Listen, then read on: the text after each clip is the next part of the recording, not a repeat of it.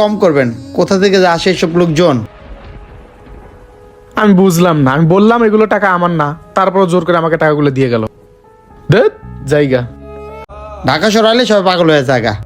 কি হয়েছে ভাই?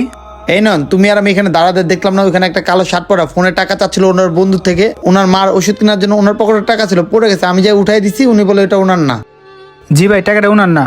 তুমিও কি পাগল হয়ে গেছো নাকি? টাকাটা ওনার না, তার টাকাটা কার? ভূতের মা এনে দিল নাকি ওনাকে? ভাই আমি সত্যি করে বলতেছি, টাকাটা উনার না। আপনি শুধু দেখছেন তার পকেট থেকে টাকাটা পড়ে গেছে, কিন্তু কার টাকা এটা আপনি জানেন না। আর ওই লোকটার পকেটে কে টাকা দিচ্ছে আমি দেখছি, আপনি দেখেন নাই। কি তুমি দেখছো আর আমি দেখলাম না? আচ্ছা বলো কিভাবে আসলো টাকাটা, আর কে দিল টাকাটা? ভাই আমি যখন চা আনতে গেছিলাম না, তখন ওনার পিছনে একটা ছেলে ছিল, ওই দেখেন ওই ছেলেটা।